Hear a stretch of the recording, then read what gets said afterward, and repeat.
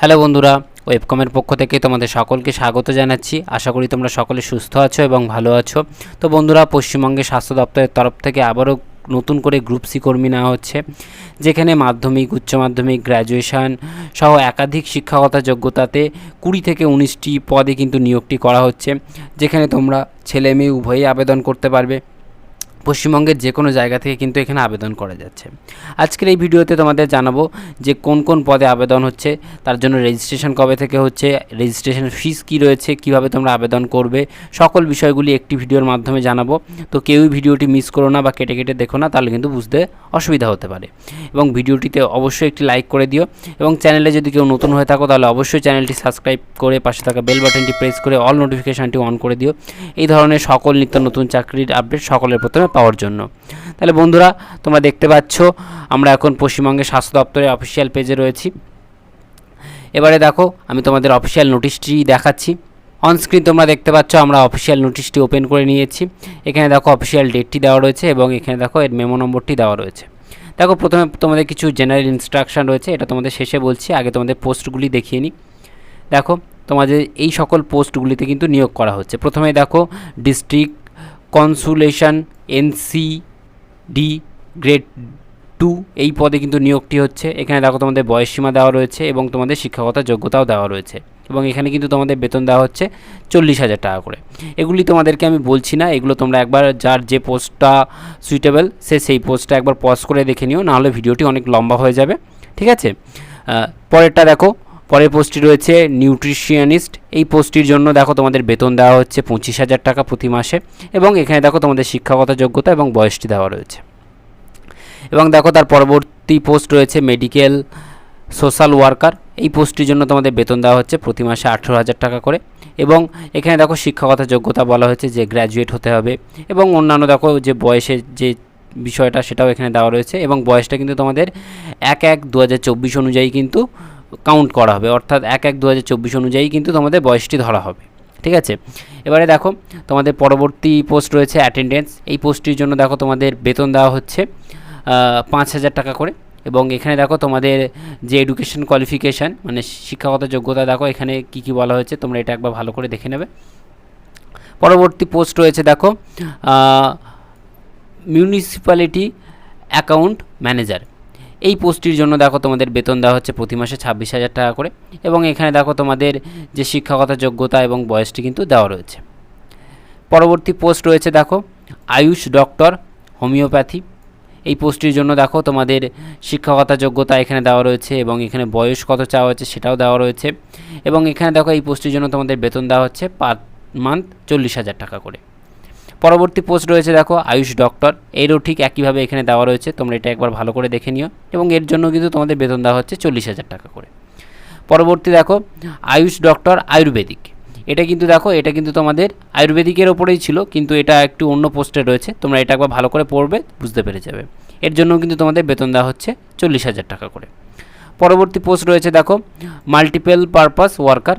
এই পোস্টটির জন্য দেখো তোমাদের শিক্ষাগত যোগ্যতায় কি বলা হয়েছে যে গ্র্যাজুয়েট হতে হবে, কম্পিউটারের 1 বছরের কোর্স করা থাকতে হবে, মানে এই সকল কোর্সগুলো করা থাকতে হবে, এবং তার সাথে দেখো এখানে তোমাদের বেতন দেওয়া হচ্ছে কত 15,000 টাকা করে মাসিক বেতন দেওয়া হচ্ছে, এবং তোমাদের বয়স কিন্তু 40 বছরের মধ্যে হতে হবে। পরবর্তী পোস্ট দেখো মাল্টিপল পারপাস ওয়ার্কার। এই পোস্টটিও দেখো একইভাবে দেওয়া রয়েছে। এই পোস্টটির জন্য দেখো তোমাদের 15,000 টাকা বেতন দেওয়া হচ্ছে। তোমরা সকলেই জানো এই সকল পোস্টগুলির জন্য কোনো রকম লিখিত পরীক্ষা হয় না, তোমাদের যে প্রাপ্ত নম্বর সেই নম্বরের ভিত্তিতে কিন্তু সিলেকশনটি হয়। এটা দেখো তার যে নম্বর বিভাজন সেই নম্বর বিভাজনে কিন্তু তালিকাটা দেওয়া রয়েছে। ঠিক আছে, পরবর্তী পোস্ট দেখো যে যোগা ইনস্ট্রাক্টর। এই পোস্টটির জন্য দেখো শিক্ষাগত যোগ্যতা এখানে দেওয়া রয়েছে, এবং এর যে বেতন সেই বেতনও কিন্তু এখানে দেওয়া রয়েছে। পরবর্তী পোস্ট রয়েছে দেখো যোগা ইনস্ট্রাক্টর ফিমেল। এই পোস্টটির জন্য দেখো এখানে বেতন দেওয়া রয়েছে, এবং শিক্ষাগত যোগ্যতা কিন্তু এখানে দেওয়া রয়েছে। পরবর্তী পোস্ট দেখো যে লোয়ার ডিভিশন ক্লার্ক। এই পোস্টটির জন্য দেখো তোমাদের বয়স এখানে দেওয়া রয়েছে, এবং শিক্ষাগত যোগ্যতা দেওয়া রয়েছে, এবং তোমাদের বেতন দেওয়া হচ্ছে কিন্তু এই পোস্টটির জন্য 10,000 টাকা করে। পরবর্তী পোস্ট রয়েছে দেখো অ্যাকাউন্টেন্ট। এই পোস্টের জন্য দেখো বয়স এবং শিক্ষাগত যোগ্যতা এখানে দেওয়া রয়েছে, এবং তোমাদের বেতন রয়েছে 12,000 টাকা। পরবর্তী পোস্ট রয়েছে দেখো মেডিকেল অফিসার। এই পোস্টটির জন্য এখানে দেখো তোমাদের শিক্ষাগত যোগ্যতা বয়স দেওয়া রয়েছে, এবং এই পোস্টটির জন্য তোমাদের কিন্তু পার মান্থ বেতন দেওয়া হচ্ছে 72,000 টাকা করে। দেখো পরবর্তী পোস্ট দেওয়া রয়েছে কাউন্সিলর। এই পোস্টটির জন্য দেখো শিক্ষাগত যোগ্যতা দেওয়া রয়েছে এখানে, এবং এর জন্য যে বেতন সেই বেতন কিন্তু রয়েছে 21,000 টাকা। পরবর্তী পোস্ট দেখো যে ডাটা ম্যানেজার। এই পোস্টটির জন্য দেখো তোমাদের শিক্ষাগত যোগ্যতায় কী বলা হচ্ছে যে গ্র্যাজুয়েট হতে হবে যে কোনো শাখাতে, এবং তার সাথেই কিন্তু তোমাদের কম্পিউটার নলেজ জানা থাকতে হবে, অর্থাৎ 1 বছরে কম্পিউটার কোর্স করা থাকতে হবে, এবং তার সাথেই দেখো তোমাদের যে সফটওয়্যারের কাজগুলোও জানা থাকতে হবে। এবং এখানে কিন্তু বয়স চাওয়া হয়েছে যে 60 বছরের মধ্যে বয়স হতে হবে, এবং তোমাদের বেতন দেওয়া হচ্ছে এই পোস্টটির জন্য 21,000 টাকা। পরবর্তী পোস্ট রয়েছে দেখো স্টাফ নার্স। এর জন্য দেখো বয়স চাওয়া হচ্ছে 60 বছরের মধ্যে বয়স হতে হবে, এবং বিএসসি নার্সিং অথবা জিএনএম করা থাকতে হবে, এবং পশ্চিমবঙ্গের যে কোনো জায়গা থেকে করতে হবে, এবং তার সাথে কিন্তু তোমাদের কম্পিউটার নলেজও জানা থাকতে হবে। এই পোস্টের জন্যও কিন্তু তোমাদের 21,000 টাকা বেতন দেওয়া হচ্ছে। এবং দেখো তোমাদের এখানে অ্যানালাইসিসের পোস্ট দেওয়া রয়েছে, তারও শিক্ষাগত যোগ্যতা বেতন এখানে দেওয়া রয়েছে। এবং এরপরে যদি তোমাদের দেখি যে তোমাদের যে প্রথমে যে জেনারেল ইনস্ট্রাকশানটা ছিল, সেই জেনারেল ইনস্ট্রাকশানে দেখো তোমাদের কিছু ইম্পর্টেন্ট জিনিস রয়েছে, সেগুলো বলে দিচ্ছি। দেখো তোমাদের যে রেজিস্ট্রেশন, সেই রেজিস্ট্রেশন কিন্তু শুরু হয়ে গেছে 23শে জুলাই থেকে, এবং রেজিস্ট্রেশনের লাস্ট ডেট রয়েছে কিন্তু তোমাদের 2ই আগস্ট 2024, এবং তোমাদের যে ফি সাবমিশন রয়েছে সেই ফি সাবমিশনের লাস্ট ডেট রয়েছে কিন্তু 4ই আগস্ট, এবং ফুল সাবমিশনের লাস্ট ডেট রয়েছে কিন্তু 6ই আগস্ট। এবারে দেখো তোমাদের যে ফিস, সেই ফিসটা একবার দেখিয়ে দিচ্ছি।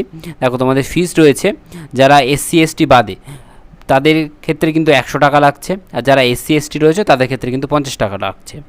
এবং এখানে দেখো তোমরা কোথা থেকে ফিল আপ করবে, তোমরা এই দেখো পশ্চিমবঙ্গের স্বাস্থ্য দপ্তরের যে অফিসিয়াল ওয়েবসাইট, এই ওয়েবসাইট থেকে কিন্তু তোমরা ফিল আপটা করতে পারবে।